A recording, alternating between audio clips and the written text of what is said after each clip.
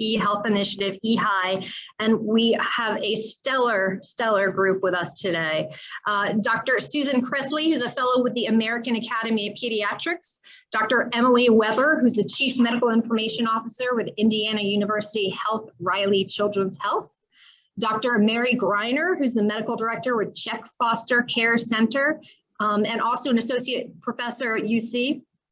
And we have Karen Lusk, who's a Senior Director for Strategic Partnerships with Texas Health Services, and also the chair of AHIMA, our good association friend who does a lot of work around this important issue. And last but not least, Dan Sedon, who is the Chief Technology Officer at Nextgate, and our wonderful, supportive sponsor today of the program, which we are really happy about. Thank you. Next slide. So we're going to get into a discussion on best practices, considerations around pediatric patient matching. We're going to jump into what the problems are, how you match patients to families. We'll be talking about some of the naming conventions and challenges and recommendations for accuracy. And then we'll jump to the audience Q&A. And as I mentioned, we are not doing slides today, which hopefully we'll have a lot of cheers from out there, but no slides today. So for those of you who do not know the EHealth Initiative, we are a nonprofit. We've been around for 20 years, and we're a catalyst for healthcare transformation. And what we do is convene diverse leaders from across the industry. So folks like you see here today around really core important issues. And we really try to focus on innovation and getting all the different perspectives out there. We think that that's really key to transforming care. Go to the next slide. This is just a sampling of some of the executives that we work with across the industry. If you do not see the name of your organization there, we would like you to join us. So feel free to send me a note through the chat box or 1A. We would love to have more organizations within our tent. We are always looking for everybody: payers, providers, vendors, consultants, experts, policymakers, consumer groups, patient advocates. You can see we've got it all here, pharma. We really want everybody at the table. So if you are not currently engaged, please reach out to us. Next slide. And our focus areas. We are doing a lot of work over the last year on social determinants of health and health disparities. We have an incredible project on consumer privacy of health data that we run with the Robert Wood Johnson Foundation and CDT here in Washington, D.C. An extensive amount of work on virtual care. I think everybody knows virtual care is really the way care is being delivered right now, primarily. En masse, and COVID-19, best practices and innovation, which we've been following closely for the last 18 months. Next slide. We are a nonprofit and a thought leadership group, and we had a lot of reports from executives and case studies from around the nation. This is a sampling of some of the most recent reports that we've got out there. This is a great resource center, and because we're a nonprofit, this is all available free of charge. So please go online, ehidc.org, and visit our resource center. You can download this and many more, as well as webinars, past webinars that we've had, upcoming events. We really want to get as many people engaged and transfer the information that we have and that our executives have to others. And something strange going on with this slide, but I do want to make sure you guys hear about the Digital Health Equity Summit, which is coming up November 3rd and 4th.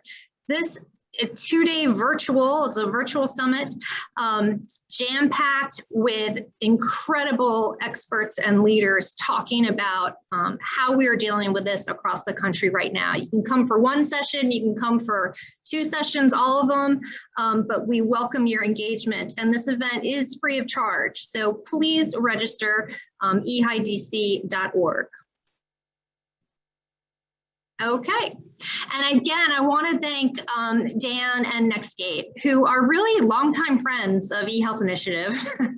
We've known Nextgate for quite some time and have been really engaged with them in a number of policy initiatives, and we would not be able to put on this program without their support. So I really want to thank you, and thanks for being here with us today.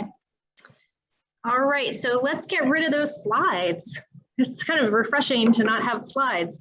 Can't remember the last time that happened, but it's really great to see everybody here today. So just to lay the groundwork, I would love to just kind of explain to folks, for those of you who are new to this topic, why pediatric matching is so hard. So what are the difficulties? Why is it so hard to connect children? So I just went to the pediatrician yesterday, and it is difficult to find kids in the healthcare system. If you're at one hospital and you're trying to pull up data from another hospital or from a pharmacy system or whatever it might be, it's often difficult to match kids and locate kids in the system. Dan, could you give us folks just a little bit of background on some of the reasons why this is so hard? Yeah, sure, absolutely. And I just want to say in turn, thanks, Jen, and to Wane that are hosting and organizing today's event, and really appreciate that this has been very smooth sailing. So let's hope that we have no technical snafus along the way. Yeah, what makes pediatric matching difficult? I think it's because, today, if you look at how we link records together, it is really on the basis of attributes such as a person's name and their birth date and their address and phone number and other kind of identifying things about them. There is no central identifier that people use. Biometrics is not really used. So if the reliance is really on these attributes, and maybe at a later point we talk about different approaches, but in today's world, the reliance on these sorts of attributes, the problem becomes, how do you disambiguate one family member from another? And especially for minors, they're basically sharing many attributes from their parents or maybe their siblings as well. So things like an address doesn't really represent, a 5-year-old doesn't live in their own place, right? They're using the address of their parents. The same with their sister and brothers, and this becomes a real problem because matching algorithms are looking for the most discriminating pieces of information. And for adults, those tend to be things like addresses. You don't randomly have people kind of living in the same address like you do within a household and a family. So that's one element of the problem. The other element is that some of these approaches around using reference data have really failed in this regard because, reference data is, for example, looking at credit bureau information or other kind of centralized sources outside of healthcare. And really, again, most kids, they don't have a credit card, they don't have a loan, they don't have these other sorts of digital footprints. And so the ability to use those sources of information is also really non-existent up until about the age of 17 or 18. So, there's many other challenges, but those are two that kind of pop up to mind. Catherine, can you chime in here? Because, AHIMA really deals with a lot of the coding issues and the experts in this area. So tell us a little bit more, what are some of the challenges with this? Why is this, so difficult to do? I'm going to build on what Dan has to say. Couple of reasons is with multiple births. There's no real indicator, as Dan said, when multiple children are living in the same home. Well, if they're born on the same date, that makes it even more confusing, doesn't it? And changing family dynamics where the child lives with the father part of the time and the mother part of the time. And often when the child is involved in foster care, getting those addresses right. So there's lots of nuances to the pediatric population that are not present in the adult world. Another thing that's really critical is children arrive in tertiary care facilities right after birth when they've not yet been named. Because of a lack of a standardized naming convention adopted nationally, it's often difficult to connect those records. And that's when you really need that information, when the child is arriving right after being born. And so there are lots and lots of things very similar to this that really compound the issues. And my friends Emily and Susan and Mary and Dan are going to have more to say about that, because you're right, we have been talking about this a lot, Jen. So I don't want to steal all of their thunder.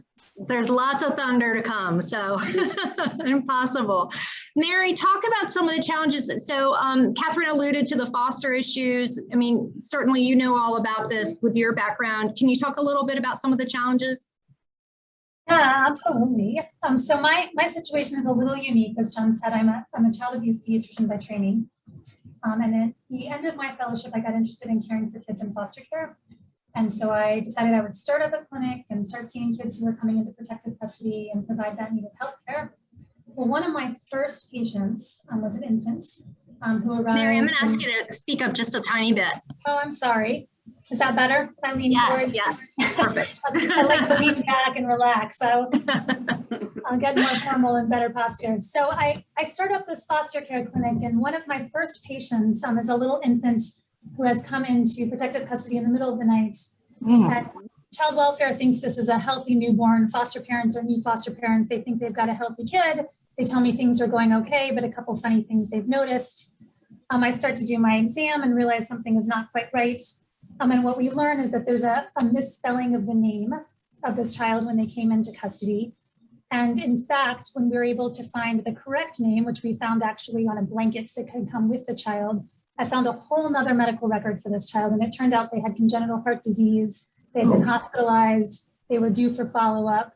And so what I was seeing is a child in the custody of child welfare with caregivers who didn't know any of this history. They didn't know they had a complex kid with a heart condition.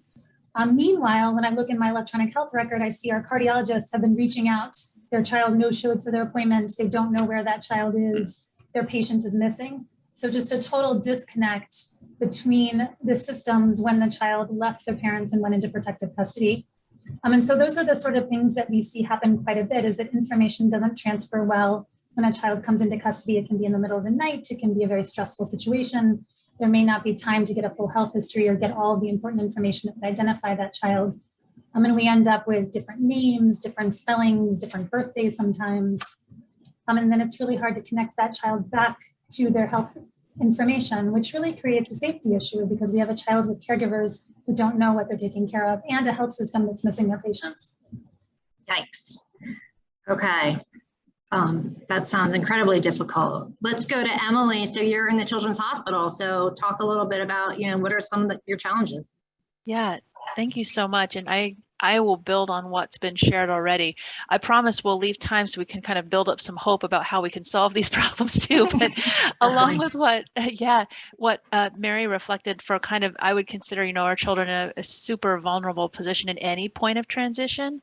And we talked earlier too about what we see kind of in our health system. We're Riley Children's Health is a quaternary care children's health system, but we're also a health provider for the state of Indiana. And so what we've seen, especially in the last year and a half, is some of the problems Mary touched on sort of amplified. So I'll give some examples. A baby born and identified with our naming convention in our health system is baby girl, baby boy until the name is decided. We have a whole process for how we merge those patients when they represent at 2 weeks old or 2 months old or 2 years old. But we have to be incredibly disciplined about that, but so that we can't just have willy-nilly, oh, that sounds about right. Sure, we'll put those folks together. So I think we see a lot of that. In the last year and a half, we have really seen some challenges scaling some of the things that we use to communicate results quickly and provide access digitally. And Dan touched on this a bit too, right? So it's very hard for me, a 2-year-old who comes in to get their COVID swab doesn't have a loan or maybe an independent address, let alone their own cell phone number, right? You mentioned your visit to pediatrician. We are managing, we want to give parents and families what they need, but it's really challenging to scale some of those things that are automated, things that rely on things that were matchings that were constructed for adults with adult attributes.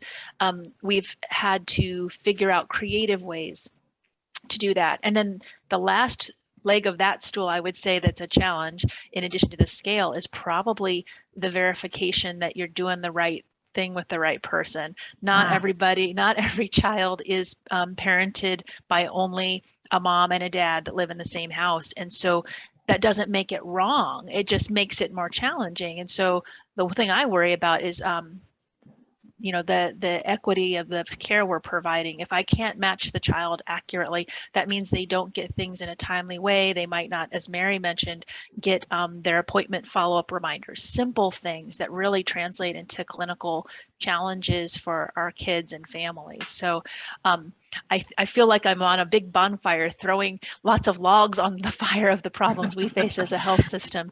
I will say one advantage living here in Indiana is that we have a pretty rigorous health information exchange that's been around for a couple decades. So the nice part is we have a kind of regional communities that are used to this, but we still struggle with a lot of the things that have been mentioned. And then I really think the last year it's been about the scale and the digital tools we want to adopt to give people their care and access when they need it. And it just doesn't always work for kids on the first pass. So. Yeah, and a big shout out to the Indiana HIE because they have done amazing things over the years. Susan, okay, so what else? So as a general pediatrician, and actually I'm the medical director of a pediatric EHR, so I get this myself and solving it across the country. Clearly, which is our challenge for technology vendors because everybody's got their own rules. But I would say that one of the things that I really think that we have to be mindful of is creating a culture of safety around patient matching. And I think it almost deserves the same sort of surgical timeout. And it's going to take people, processes, and technology, and us all as multi-stakeholders getting on the same bus so that people realize the importance of doing this right. I mean, I'm going to tell a story about my own son whose name is Alex Brown. Now, you want to tell me how many Alex Browns there are in the greater Philadelphia community? He was at a specialty appointment, and there are actually 3 Alex Browns in that system. And my son and another child were separated by 1 day of their date of birth. And actually what happened was he started a record, somebody, and who makes that initial match? It's usually the least supported person in that healthcare arena. When he came in, she started a note and she picked the wrong person, right? And so then how do we unmatch and get unlinked information, which is commingled in the wrong chart, which I think has its own safety implications. The other thing that I think is really interesting as we move forward is naming conventions are extremely evolving, I will say, if we're going to go to name as the first match. And there's state laws for vital records that are different from state to state, whether you can put characters in your name. I've seen La Dasha with a dash in the center. I've seen Dasha, which is just a dash with an A. I've seen children whose both their parents had hyphenated names and they wanted to name their kid with all 4 of the last names, but yet the string in the fields for the EHR only accepts so many characters. So until I think we start aligning some of our systems, and whether it's vital records, birth certificates, to electronic health records, to formularies and insurance companies using different naming conventions, and then a culture around what do we do about making sure this match is solid? Do we err on not matching and merging later? And then how do we unmatch and get it upstream when an error's been made so that patients are not harmed? It's a problem, but I think it's going to take a lot of us to solve it. Yeah, great points. And we've got a lot of questions about how we're solving this around the country right now. I mean, one of the questions that came in and one of the questions I have is around insurance. So a lot of times kids are tied to one parent's claim, not the other parent's claim.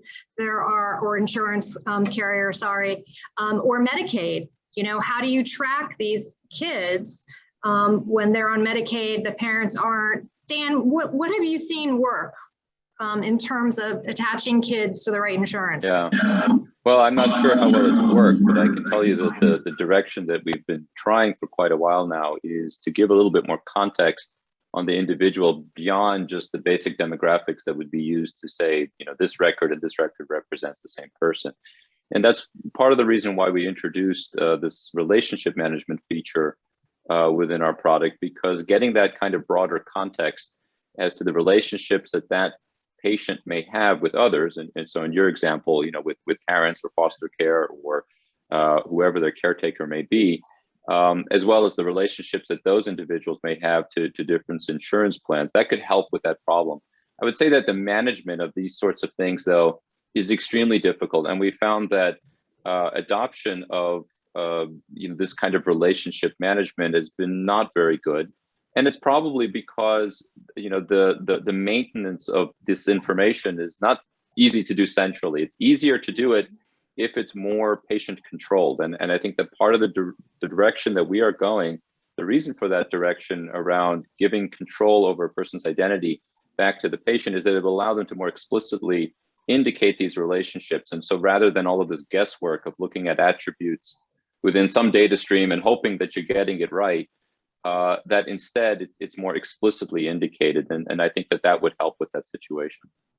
Yeah. Catherine, talk a little bit about AHIMA. So what, are there recommendations in terms of attaching kids to the right insurance carrier?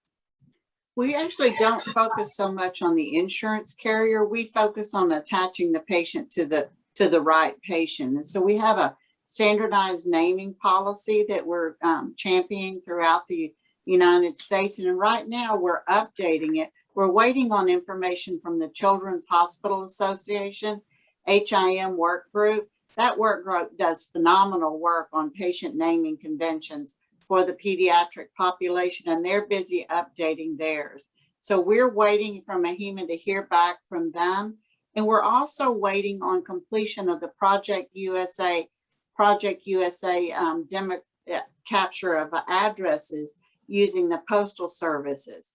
And we've written a companion guide to go along with Project USA, where we give examples for pediatric issues throughout there to help reinforce the proper capture of that information. So in summary, Jen, we really actually focus on how do we get the right capture of that patient's name, their address, their gender, their sex identified at birth, how they identify with their gender. We focus more on that, and we focus on providing concrete examples that people can take back to their community and train everybody in the capture of it, including parents and families, Dan, because parents and families sometimes they don't know what they don't know, and they don't actually always put things in exactly right. Right. But if we tell people and we educate them and we make it easier for them,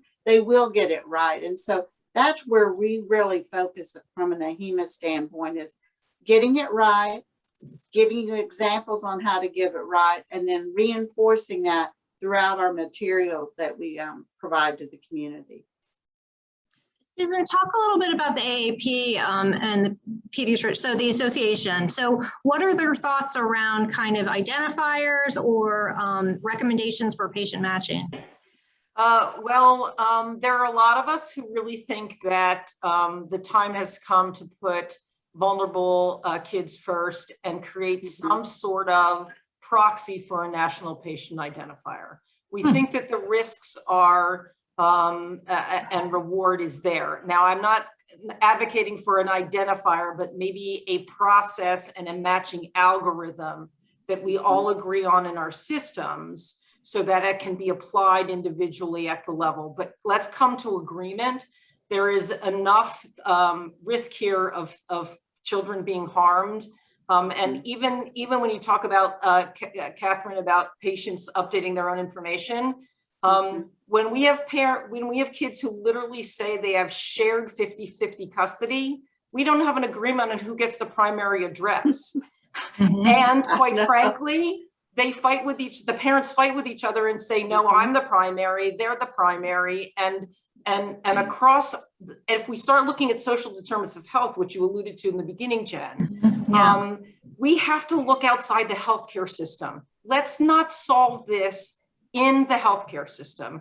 Let's solve this in a way that extends to other silos where kids receive care and it's important social services, so we can all agree on a matching naming algorithm so that we can really affect and promote unbiased and good care for everybody. Mary, I'm going to jump to you for a minute because she mentioned something related to confidentiality, and then you have a lot of experience around kind of dealing with sensitive records. And how do you manage that? How do you know who should be able to make decisions or who should be able to look at things, and how can you be certain that it's accurate? Yeah, I want to echo what Susan said, that we have to go outside the healthcare system. So for a long time, we relied on patients and families presenting to a hospital system and disclosing fully and understanding fully their legal status, their custody status, and everything else surrounding that. And what we know is that doesn't work. We weren't accurately able to figure out, from my perspective, who was in foster care and who wasn't. And if we don't even know what kids are in alternate custody and alternate placements, we have no chance at getting consent from the right person and then matching correctly and all of the other things that need to happen. And so that's really going to take data sharing, not just within healthcare systems, but outside of healthcare systems.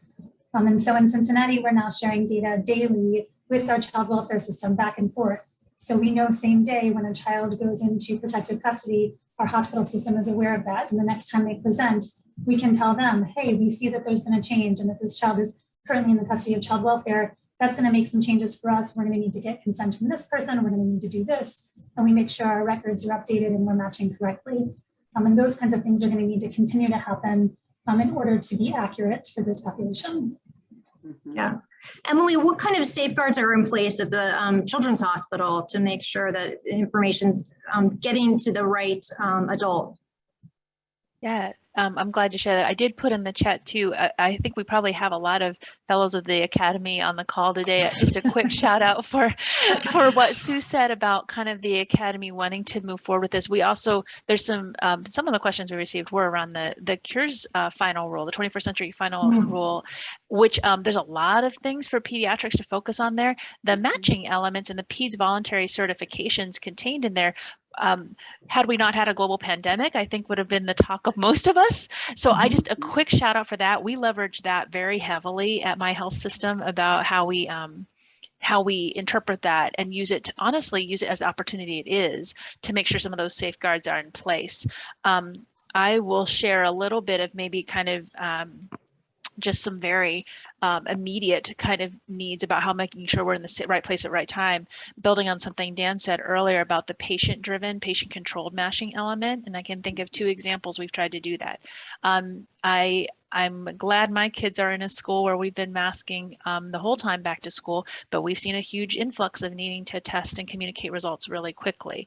The way we have been matching there has been, I think, we keep talking about a minimal footprint. What is the minimal amount of information that'll make it safe for the information I'm communicating, who's bringing this child, because it might be their aunt or their grandma or their whoever to the testing center, and the data they can give me to get the information back to who needs it about that kiddo is really, it's kind of frightening, but also liberating at the same time, because we need to still keep it accurate.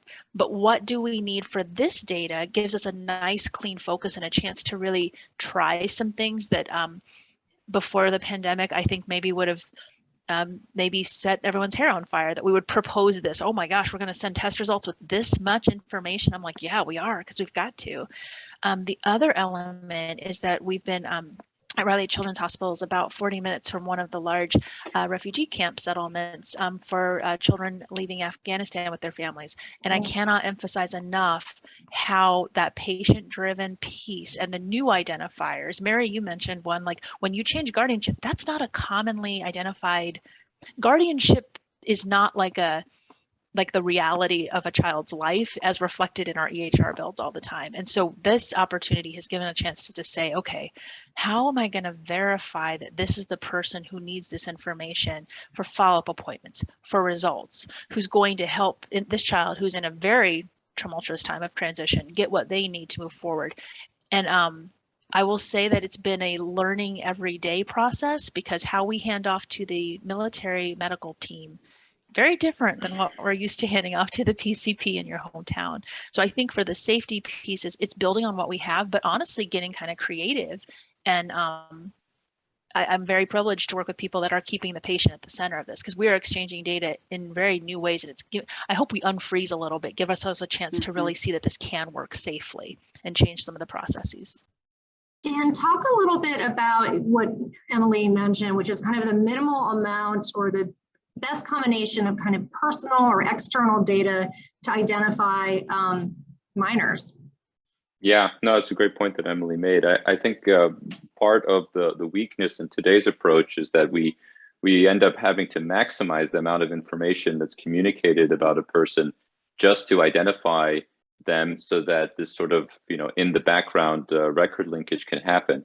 I think that to really get to a point where we can do anonymous linkage of information is really what's going to enable that is moving into the world of digital credentials and giving people basically credentials that they carry with them, and they can carry an anonymous profile that can communicate who they are, but just enough information so that their test result could be recorded somewhere, that they could show up to the school or a movie theater or whatever and say, look, I have a negative test result. You don't necessarily need to know who I am, but you can at least know that because I have this and that it's been signed by, presumably the provider, that, there's no question as to its authenticity. But today it's a mess. And I think, like, for example, looking at I always, at least regularly, I look at the vaccination statistics in the United States, and it seems like perpetually the gap between first time and second time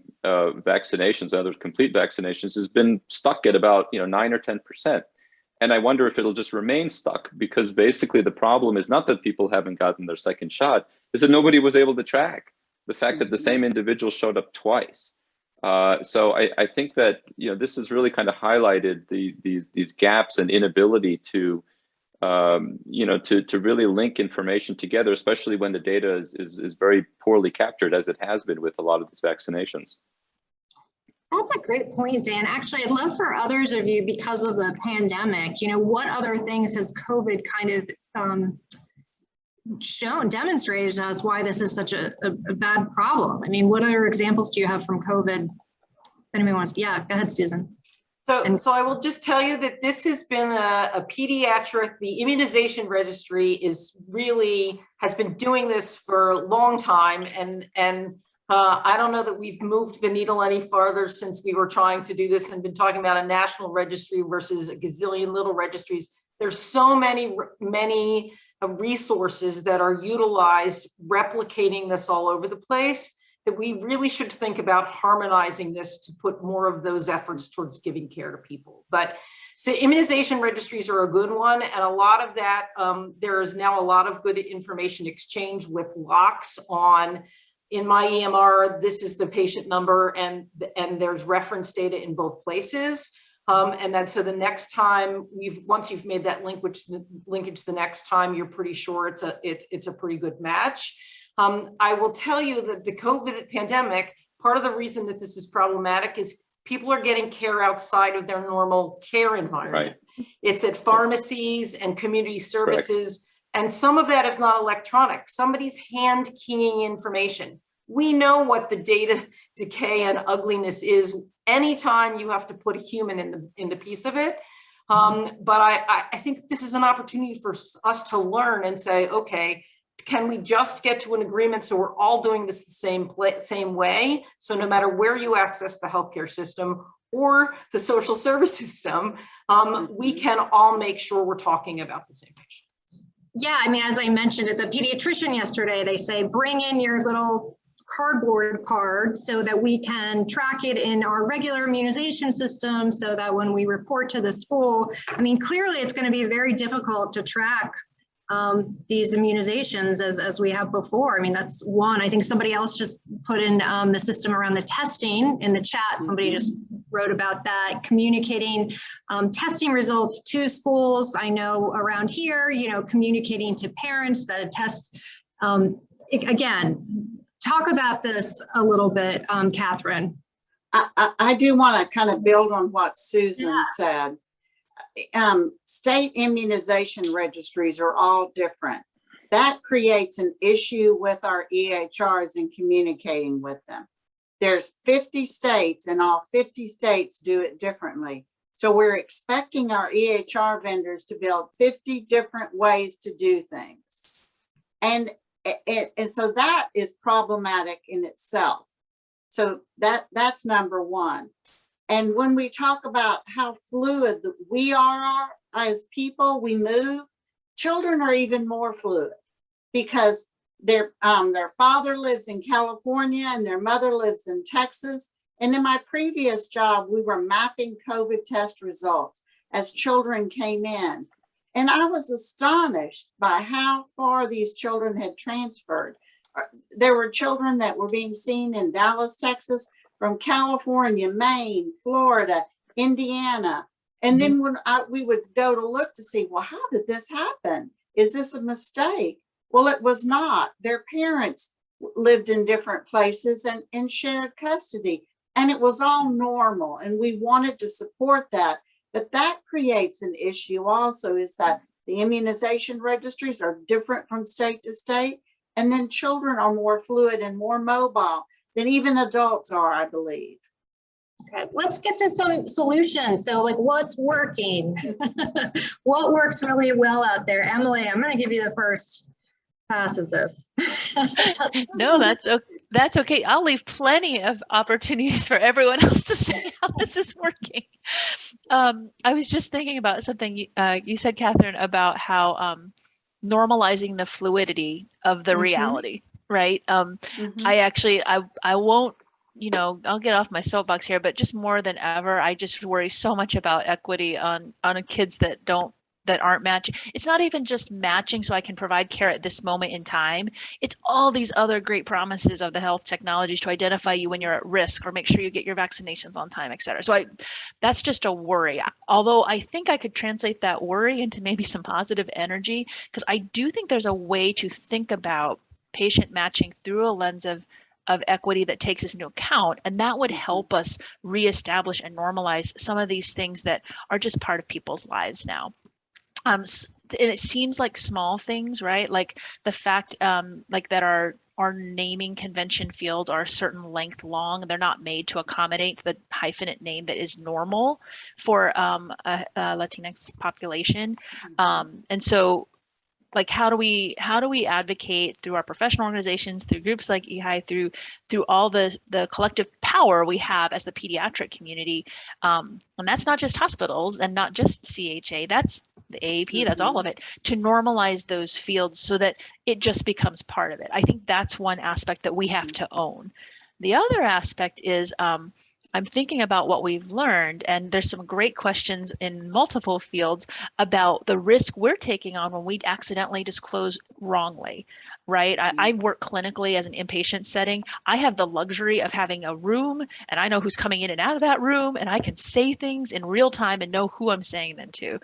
I think that there's some basic, we call it situational awareness in those settings, that how can we do that in the same way? Like it's not static, and it's not just on my insurance card that I'm identified as a responsible party for this child. How do we start to establish norms there so that some of those basic footprints that Dan mentioned and Mary mentioned, like we have enough to guarantee that we're talking to the right person, because not everyone also has a driver's license or a card as well. So I don't know that those are beautiful crystallized technical specifications that we've put into play, but I really think that's kind of holding the key for us.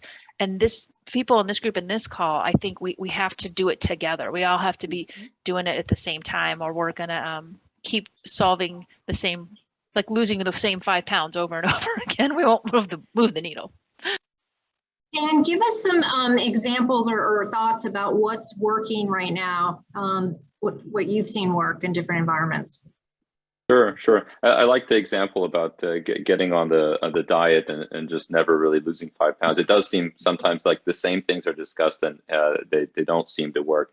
I think what we've tried as far as helping on the system as it's constructed today is to add a little bit more contextual information to the data that's captured. So like the other panelists have very eloquently put out there in terms of the fact that a person may have multiple addresses across state borders because of the fact that there's guardianship between the divorced parents and other kinds of factors. Having that kind of context as part of the attributes that we capture is very helpful. And one of a little bit of the work that the Project USA was engaged in as far as trying to standardize the capture of address information. This was the ONC initiative, which we did participate in, at least at the start. And I think one of the things that was discussed there a lot was, again, this sort of metadata as to what does this address really represent?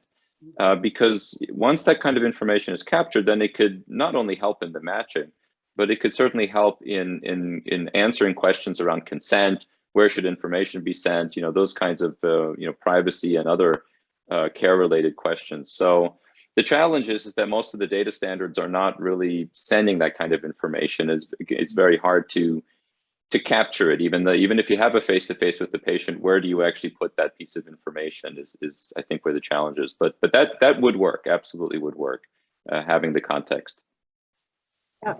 Yep. Okay, who haven't we gotten to that we've heard good news from? What's working? Mary, go to Mary first and then Susan.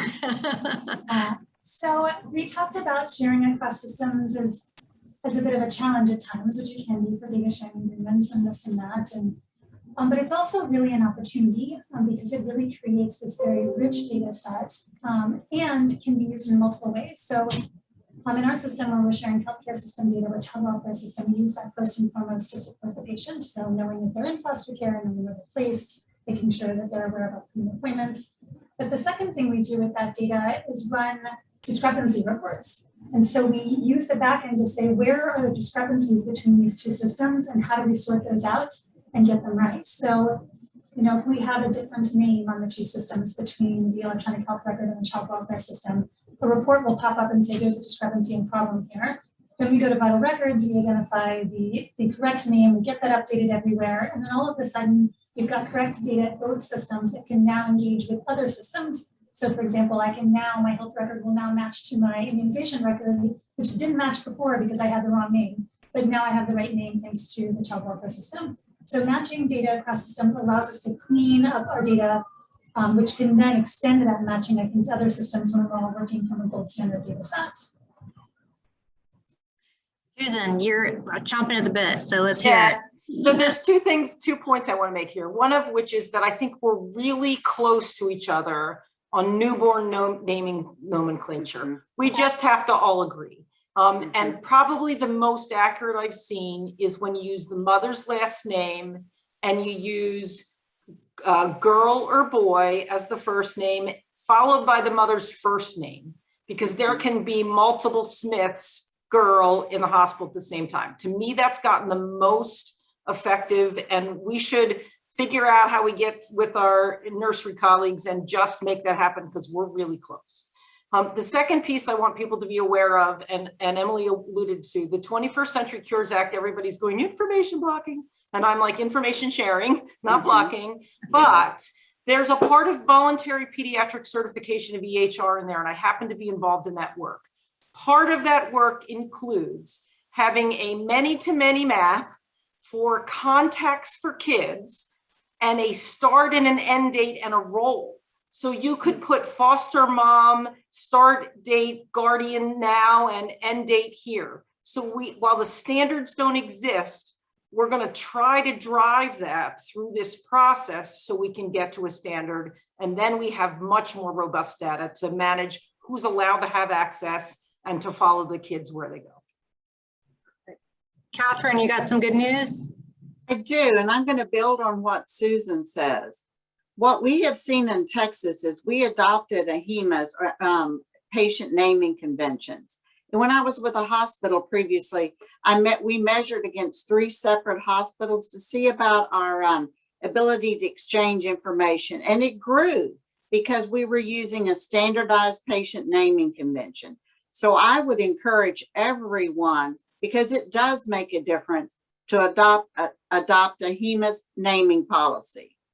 It's easy, it makes common sense, it's pragmatic, and it will help our EHR vendors because the data quality will improve. Another thing that I think that it is a foundation is what Dan said, Project USA. Absolutely. AHIMA has been working with the Office of the National Coordinator, writing a companion guide that translates those technical specifications for use by the frontline registrar, physician, technical people. And it provides examples of how it should look. And I think if we can adopt those 2 standards and then wait on technology, then we'll get there, because our technology, our EHR vendors, they absolutely do respond, but we have to give them some direction. We can't just say, well, Figure it out, boys and girls. I mean, that's not going to work. I mean, it's just not. But if we adopt those Project USAA address specifications, and we adopt national naming conventions and policies, then it will work. And then we train people to think in that way. It's kind of like smoking cessation. Remember when we all got inundated with we're not going to smoke anymore and things like that? Well, it did train us, didn't it? Smoking went down, not completely, but we got pretty close. So as a people, we can respond, and we will do better with information.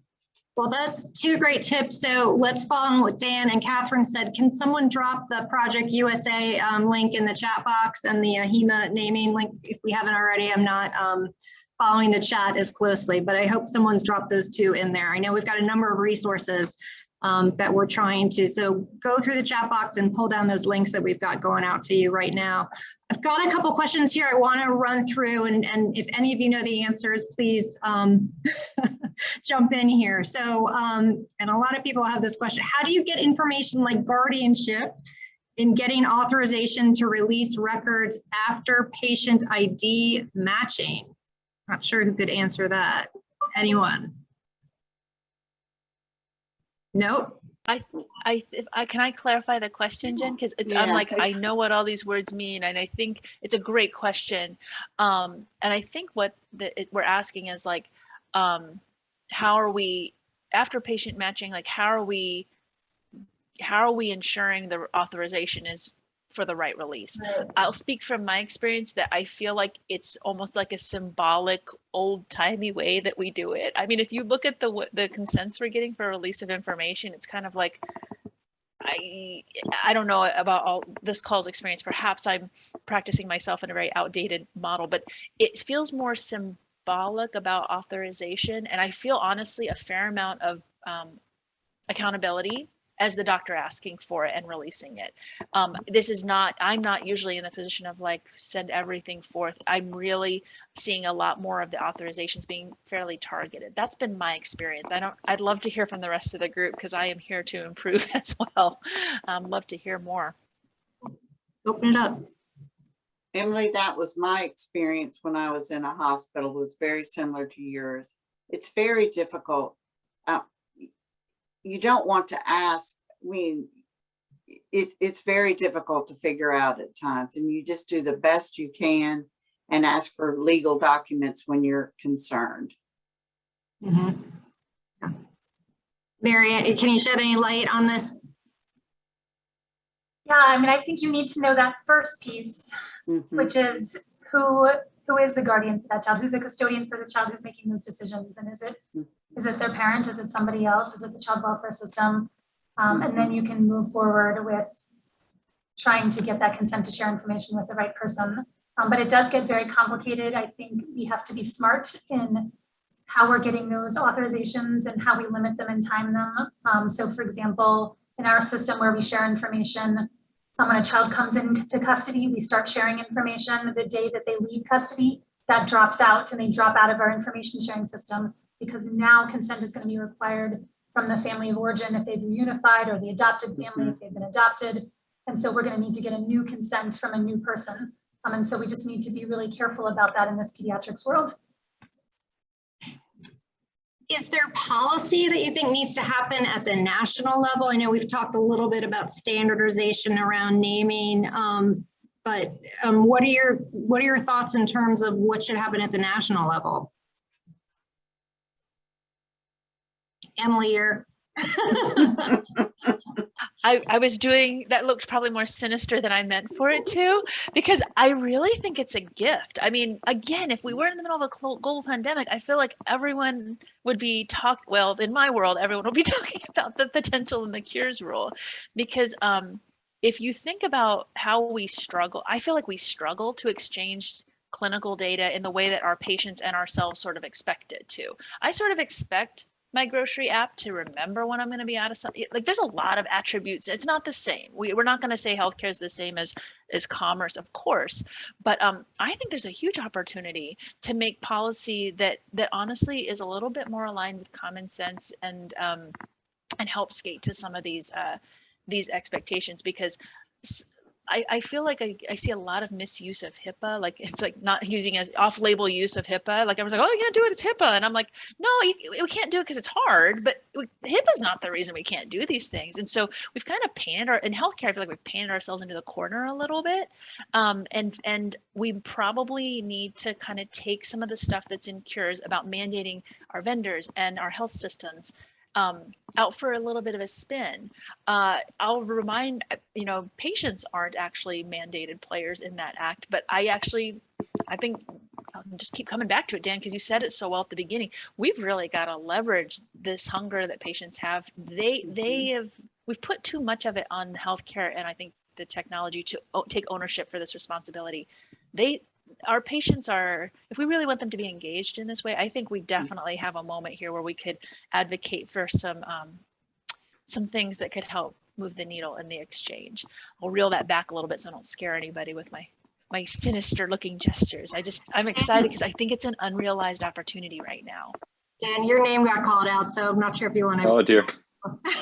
Yeah, well, I mean, I completely agree with Emily. It's really the industry needs to move towards more of a consumer-driven model, and the examples she gave around grocery shopping or other kind of consumer things. I mean, yeah, people's expectations are getting to the point where they feel like they should be in control of things to a far greater extent than today, where there's essentially zero visibility or very limited visibility as to who has your data, what they can do with the data, where your data is going, and all this sort of a thing. So questions around information blocking, or the management of consent for release of data from a minor or whatever, all these things would be much more easily solved if we didn't try to approach it from a centralized standpoint, but rather try to approach it where we engage with the patients in a way that's verifiable and secure, so that we can explicitly see granting of even specific results. It could be on almost a case-by-case basis. So the industry is pretty far, from that standpoint. But I do agree, looking at other industries and how they're handling this thing, can be instructive, because there is this tendency within healthcare, certainly, to hide behind HIPAA or hide behind other things where it's in the interest of that organization to say, no, I can't share this. Or maybe they're not sharing it because they don't want to share it, more than anything else. So it's my 2 cents. Yeah. Great. Susan? I actually just put it in the chat. I think it's time to partner with our patients, right? This is, we're still doing this as healthcare lens. The patients need to drive this conversation. We have now a generation of kids who've only had an electronic record. They don't have paper records. Let's start really thinking this from their lens and totally think about making this, and they're going to want it in phone, and I want one of those that flips now so I can stick it in my pocket. Me too. So, but we really have to think about this from the patient standpoint. And the interesting thing, in contrast to what Emily said, as a primary care doctor in the community, relationships matter. I know that kid lives there because I see him on the soccer field with his parents, and I know that's the stepmom. And so we also, healthcare really matters when you care about them. You don't just provide care. So we also have to get to caring about our patients and throw that at the center of all of our solutions, and look at industries that really have that lens and really not get in our own way because we're frightened to do the right thing. Right. That's a really thoughtful words. I'm going to go around now and ask everybody to kind of give us your last words of wisdom, 30-second words of wisdom, where we need to go next and why this is so important. And while I'm doing that and you guys are responding, for the folks that have joined us here today, we would love your feedback on today's session in the chat box or in the Q&A box. Give us some comments on how you thought it went today, so we can give our speakers feedback as well. So Catherine, tell us your 30 seconds, words of wisdom, and what do you think, why is this so critical? Get started now. Adopt standardized patient naming conventions. Adopt Project USA. Don't wait on technology. You can do part of this yourself. Great. Emily. I'll build on that momentum and say that I'm very I very much think that these are not pediatric specific problems. We just do an awesome job of describing it in pediatrics because it's 100% of our patients. So I agree with Catherine. We can do things now, and then I actually think pediatrics can help set a new level and a new standard of excellence in this area. And I am looking forward to partnering with the folks on this call. But then, what a great turnout today too! I'm filled with hope after seeing this because we can do this and help lead the way. Mary. Yeah, I think this is an amazing conversation and makes me really excited moving forward. We all have a shared interest in improved patient outcomes, and that means getting the right information to the right people at the right time. And I think that's what we're headed towards. And Dan, last but not least. Okay. Well, I would say I absolutely agree with Catherine. There are very pragmatic things that we can and should do today that will significantly improve the problem. But I'll go to Emily's 5 pounds Weight Watchers example of, that if we keep trying the same things, then, we'll lose some weight, but maybe we won't lose the way we want, and so we need to really fundamentally rethink it. And I think that conversation around, the patient-centric, consumer driven type of model is really where things need to go in order to significantly improve this. Well, Susan, looks like everybody agrees with you. Patient-centric, it's all about the relationship. I really want to thank our stellar panelists today. This has been such a just riveting conversation and a really fun group to talk to today and work with. And I hope everybody's enjoyed the session here today. We're going to stay on for another minute or two so we can get all your comments. But thank you to everybody who joined us here today. Thank you to our wonderful speakers. Thank you, Nextgate. And we will see you guys next week at the next session. What a great group today, guys. And I hope everybody has a wonderful afternoon. Thanks all.